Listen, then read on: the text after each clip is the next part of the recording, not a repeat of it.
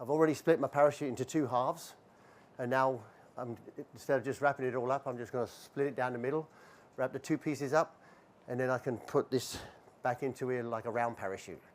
Anybody ever pack round parachutes? Anybody not ever pack round parachutes? Then you guys are lost. But basically, it's a long tube that you can fold inside anywhere you want it to go. So that's exactly what I do with this. I turn it into 2 tubes that I can manipulate down either side of the central loop, and that means that I can push them to the sides because I don't have a restriction of one piece of fabric that's going around it that's stopping it from going anywhere I want it to go. And I can manipulate both sides if necessary to do whatever I need to make it do. And that's basically what the long-eared method is. None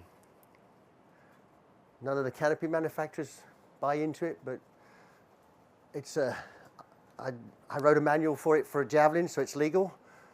So it doesn't matter what they say, it's still legal and usable. And it gets used a lot. I teach it in my class, and I do a lot of rigger training, so it's out there.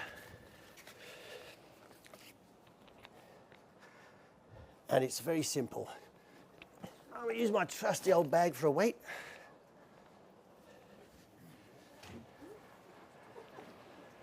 You all right, Esther?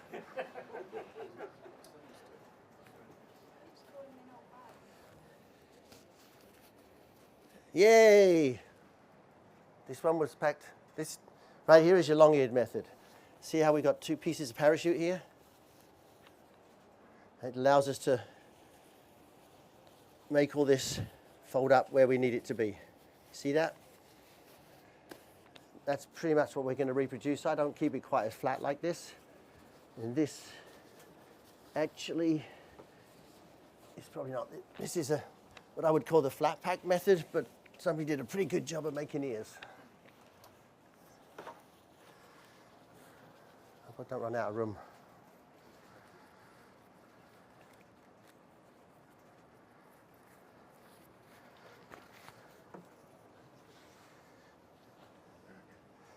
So,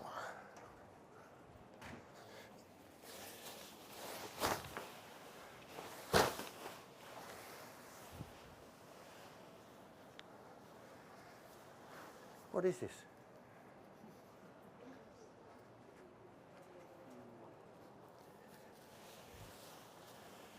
A raven, isn't it? No, Icarus, something. All right. So it all just starts off like a regular old pack job, just a little bit neater.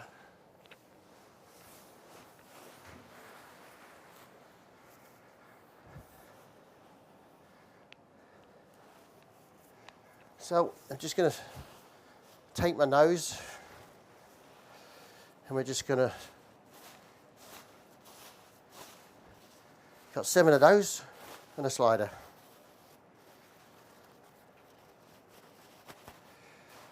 So I'm not going to take my nose and go like some idiots said in the mail and have half the parachute between my legs, because it's not going to work. Because all I need between my legs right now is the nose before the A-lines. Then I'm going to go in here with my A-lines, 1, 2, 3, 4. And I'm always going to keep the lines here together as much as possible. So when I go in here, I'm going to go between the A's and B's, and I'm not going to pull it all the way around the corner like this, like a crazy man, because now when it goes back in, it's going to shove everything back in the middle. So what I'm going to do is I take my 4 lines here, get them between my A's and B's. I'm going to come in here, and then I'm going to do it like a dolphin flip, like this. Come out. And then I'm going to form that fold. Come into between the next B's and C's, do exactly the same thing, just going to go into the middle, dolphin it out a little bit, come in and make my second fold. Now you can't get in between the C's and D's because the stabilizer section is too small, so we go in through the back. So now I'm going to go to my tail, I lift my tail up. I can then find my D lines. I can put them in my little finger. And all I'm doing here is encouraging that to be on the outside. There's almost nothing there. So then I'm going to grab my C's and my D's, keep them together. And then I'm going to take this last piece of stabilizer and I'm push it into the inside. And what that's going to do, that's going to keep my steering section away from my main lines. And now we're just going to repeat that same process on the other side. 1, 2, 3, 4. Come in, form that fold.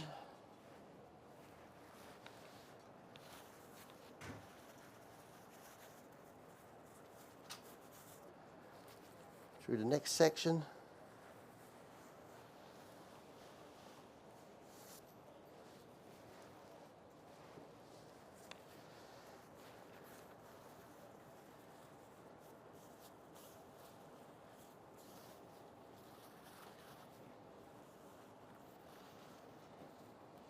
Two, three, four D lines, C lines. Bring them all to the middle.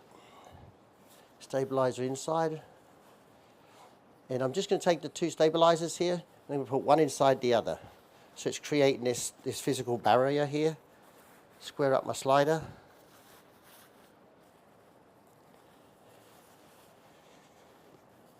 Centralize my steering lines. And then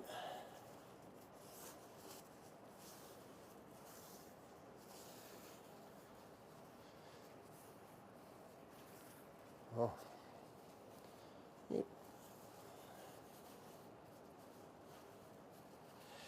And bring this up over the grommets. And then I'm going to take the tail, wrap it around everything except for the nose that's in between my legs. I'm going to take a second bite of that around. So what that's going to do is that moves my center cell seam about 45 degrees over to this side. And then when we do this on the other side, it's going to pull it back.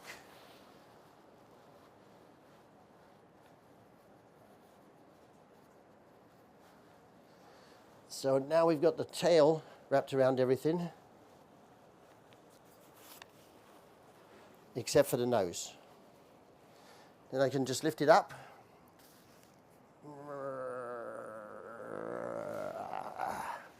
Don't do it this way normally, but just to show you what's going on. Obviously we're going to get this seam right through here, and I need more than just that seam. I need a bit more in there. Same on the other side.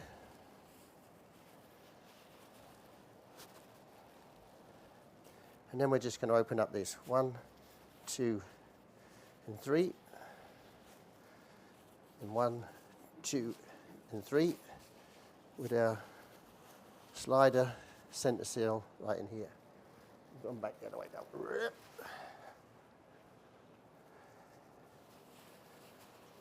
And now I just get out from underneath it, pick it up, thumb up, and I can now pick up this whole thing, lay it on the floor. Square up your lines behind you,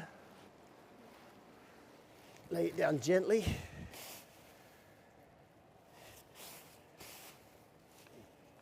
And now I'm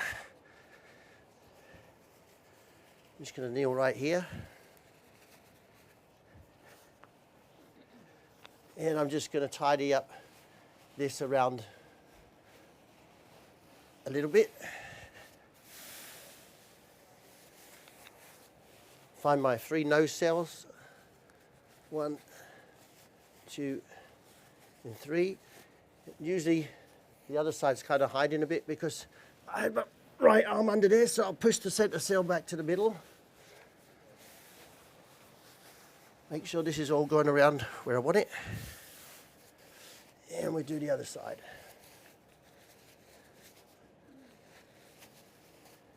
And 3.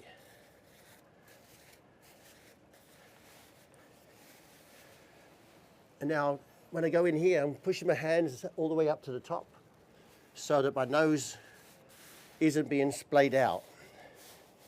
So, and then I'll go back in here and pinch them here so they start at the same place.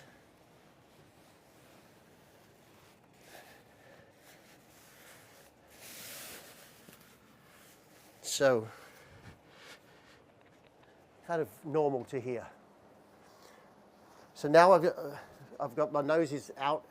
It's sitting here and the cells are doing this. They're not being pulled out like this. We don't want to pull anything away from the middle because and it goes back, it just shoves more in the middle than we want.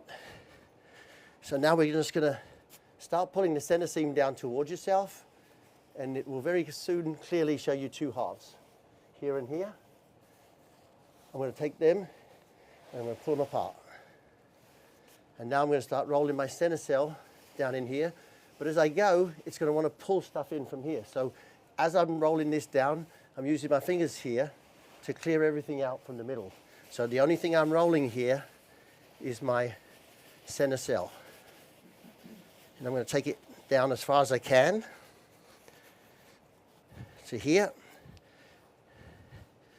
Now I'm going to just form my two ears here. So what I'm going to do is kneel on the bottom side here. And then I'm going to straighten this up a little. Kneel on the inside so that it doesn't undo. And now I'm going to get all of this into an ear.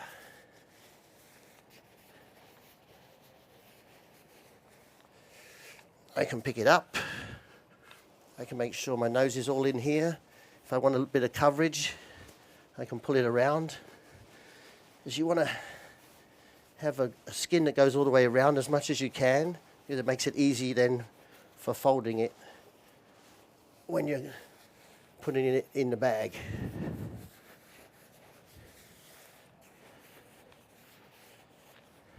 One, switch.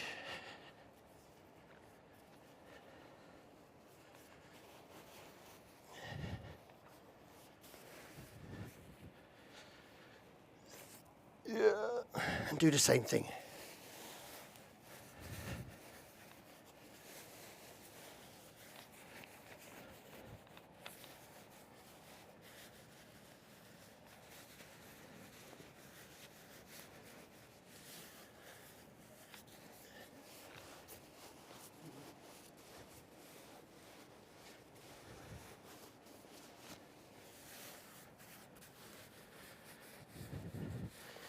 And don't stop working it until you're satisfied that what you've got is what you want.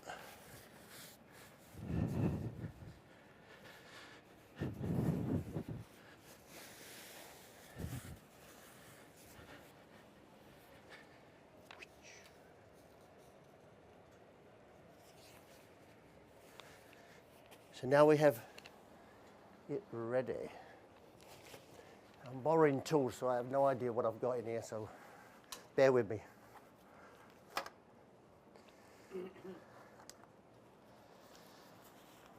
Oh, that's kind of fun. Still going to put it in there though, I think. I don't need that. I will need to fix it later. I've never packed one of these before. Seriously.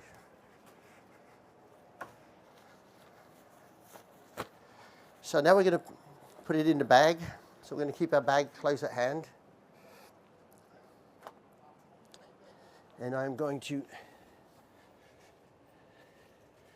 take all of this and I'm just going to fold it up on top of here, like so. And then I'm going to take my first ear and I'm going to come straight back from that point and I'm going to pull this skin right here all the way around this, right? And then I can kneel on that and I can really clean this up how I want it.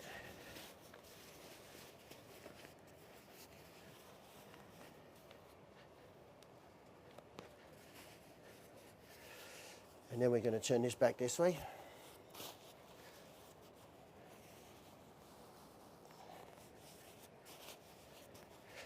And then we swap sides. So I'm going to kneel on the middle again, but I'm going to use my shin to keep this ear under control while I work on this ear.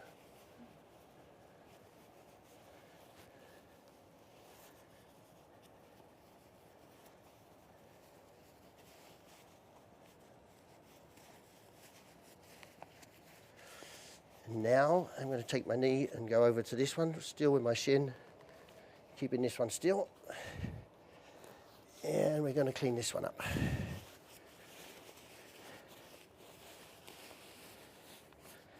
It'll pretty much tell you where it wants to be. And then I'm going to fold this one back in line with the other one.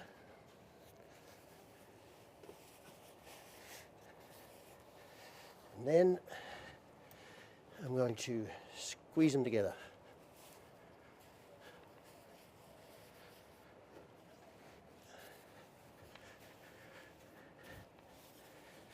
Now, unless you're packing the wings, you never fold these. Everybody wants to fold them up. But all that does is sticks your elbow where your hand should be. As far as I can tell, this has no volume here. The wings does.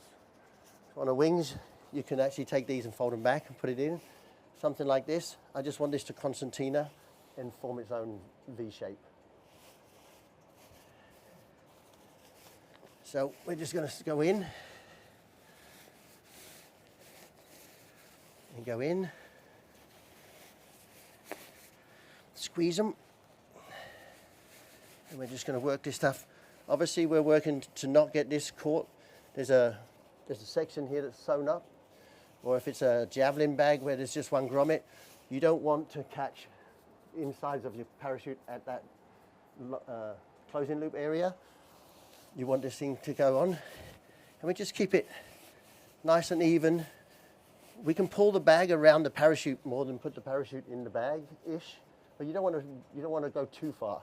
But my next job is to get this here, this fold inside the bag, and not trying to get everything in it, but just get that fold started in there. Just do that. I'm going to fold it in half, kind of from here. Pull my mouth lock around underneath, and that now pops into the bag. As I do that, I now have to push more of this down there. Everybody getting silly now?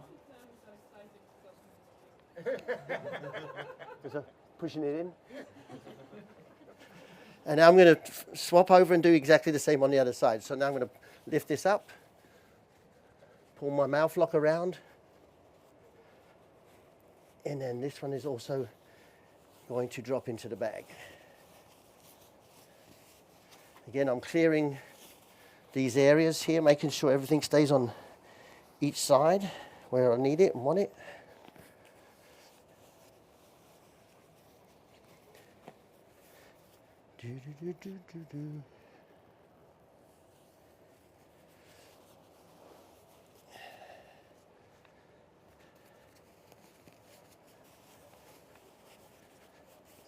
And now I'm just kind of squaring everything up.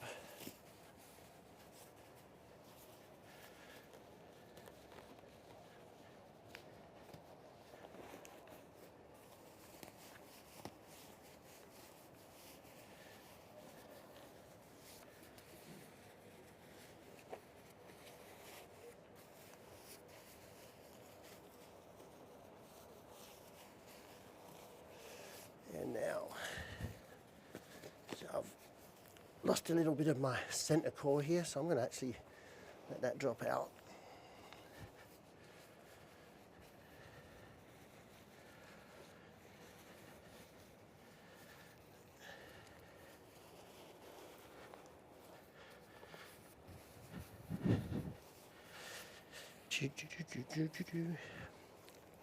Again, I've never packed this one before, so it's all a bit. So now I'm going to put a little pinch fold in here, which raises up the volume in the back here, right? Shortens the fold and creates some more volume in this back corner.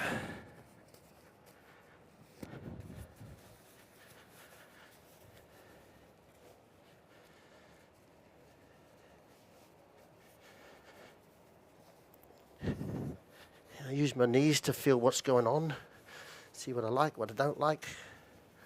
If I need to shift anything, I think I need to shift everything a little bit to the right.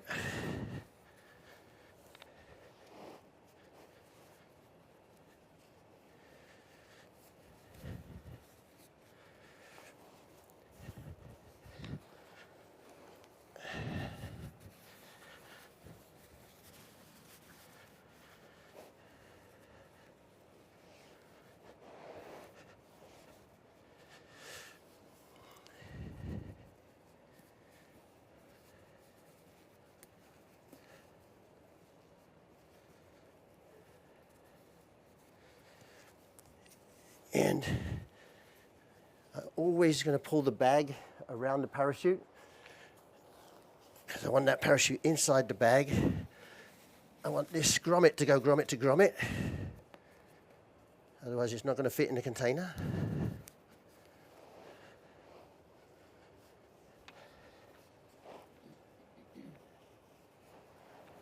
Always come to the middle of the bag and then go to the closure loop. That helps keep symmetry inside the bag. And now I'm using my fingers to push as I pull this up and over the top, making sure I have my pinch fold here, which allows me to get this grommet to grommet.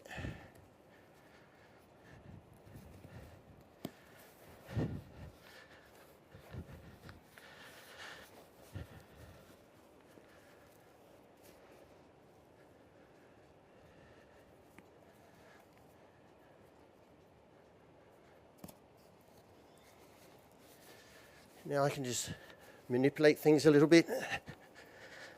Because I have two halves here, I'm going to make a small hole indentation here for the AAD because I can.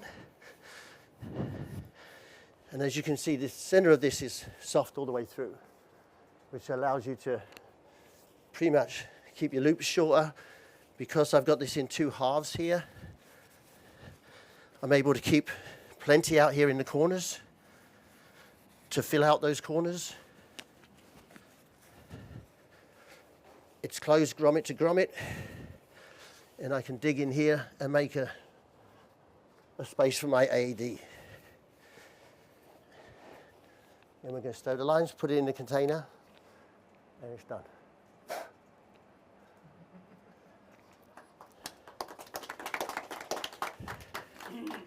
And as you see, it's very smooth, doesn't have lumps, and this is a pretty short back. Ooh, don't sit on the microphone. It's all right, I thought it was my phone for a minute. I've done that many times. So yeah, so this is basically what you have now. You don't have drop-off lumps.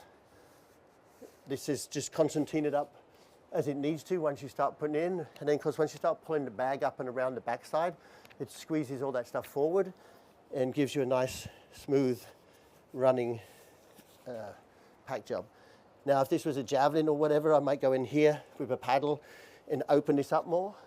And even normally with a rig like this, where it's internal parachute, I'm still going to go in here and soften this center up so that I can get that parachute down deeper in here. So when I pull my top flap up, I'm not getting it up like this. I want to get all that stuff down in here. And that's what this method helps you out with. It's real easy. You've got two sides. Let's say you're packing the javelin, for instance. When I get it into the bag, I'm then going to pinch it here, right, and make it like this, so that I'm actually getting that parachute to come up around the side of the pilot chute. I don't want the pilot chute on top of it. So if it's a javelin, for instance, you've got your plastic plate. I'm going to use that plastic plate in here to hold that out there. Does that make sense? And then you do the same on the other side, and you've got the other flap, and then those two plastic plates are down then inside there where the pilot chute is going to go next. And here you have a wall built up around it, so you'll get the rim of that external pilot chute is going to stay covered and into a wall. If you don't do that, then you just end up with it sitting on top, and then that's when they don't look so good. And it's only a matter of not just doing this pack job, is then knowing what you're working with. So again, if I've got that external pilot chute, I'm going to pinch this into a loaf of bread so that I can get those plastic plates down in there and hold that away from the center. And that pilot chute is going to go deeper, and I'm going to have a wall to surround that external pilot chute. And that's it. I mean, from here, obviously, it's all about what container it's going into. So now it's, what do you need to do? What are the personal quirks to each of the different types of rigs. If it's a vector, you want to keep it just as flat and low as you can, because they're long and flat. If it's a javelin or mirage, they're going to be kind of short and fat. So you're going to make your first fold quite long, because you want quite a big pinch fold at the back here. This is pretty flat. There's not much of a pinch fold here, but if you're going to go into a mirage, which is much like this, you're going to have quite a bit out here, make a really big pinch fold, and lift it up way up here in the back, because it has a very high angle of attack on a mirage, generally speaking. Again, for javelins, they're a little deeper also, so you pinch fold in the back here. I want a lot of parachute here that I can stick into those corners. You'll see a lot of people packing reserves, they just end up with nothing out here, because it's easy to put it in the bag. But then it's all in here, and now it's a pain in the ass to get in the container. So whatever you're working on, you need to understand what do I need to achieve here. This is where it's all done, right here. Once we take that bag and put it in there, it should just go in there. You're not going to change anything once you get there. It all has to be done here. The parachute inside this bag needs to be exactly what you want for what's going to go on down there. And that just comes to, like I said, with the wings, they actually have a boxed front end, so the wings reserve container is almost flat. And so it's the only one that I ever put a fold in there, because you need that. And I don't always put the fold in there, I just put more air up there. But a lot of people just put the fold in there to fill up that boxed corner on a wings. Like I said, vectors are very, very long and flat. And then the other common stuff, your javelin, of course, you want to make these into loaves of bread, so you can get the two side flap plastics down in there, holding all that parachute out to the side, so that you can use that as a wall on your pilot chute. Want to see it again? Don't think I have time, do I? Oh, and then stow your lines, put it away. Again, and then usually when I get to putting it in the container, I would just readdress this again. I would probably go in here with a bit of a pinch and get my grommet to grommet, line this up, make this more of a flat wall back here. And once I've got that, maybe the loops coming up through here and I'm in the container, I might do that, and that's when I would push. I always don't try to, if you try to push the back of the bag into the container, you'll never get your loop's just going to go forward, and you want to place the grommet, this bottom grommet, right on top of where the loop is first. So that's where that's supposed to be. And that's what stops all this coming out the front. Because if you try to push these in, you don't have enough, no pressure, you can't create enough pressure. So you kneel here, and then we pour the container over the back end of the bag here. That keeps the bag in the container where it's supposed to be. This bag should be the same size as the container, so you want this bottom grommet right on the loop grommet, kneel on it, keep it there, and then push everything back in the back of the container. And then you won't get all these ears, because if you don't do that, this obviously ends up like this, and these start coming out the front. But if you place this in the right place, that all goes back where it belongs. Yeah? Dig a little hole in here for your AAD, and life is easy. And you can do that either just a bag like this where it's soft, you can just create it, or you can just go in here and pull the two halves apart, squeeze them in a little bit, and suddenly you have a big hole right there, because you have two completely separate halves to work with. And you can put them wherever you need to have them. Voila. Oi! 67-year-old man getting off the floor. Having spent probably 55 years on my knees. Whew. Well, actually, in the early days, we did them on the table, don't you? Stick them in the chest packs. No, do we? Kids, I tell you. Yeah. I can tell you what, when they come on my course, they pack round parachutes. At least one, to understand. Because again, if you have a standard back rating, then you're rated to do back type emergency parachutes. So if a glider pilot or a pilot comes in with his rig, it's going to have a round parachute in it. So I make sure my students understand what round parachutes are and how they work and how to pack them. And this all came,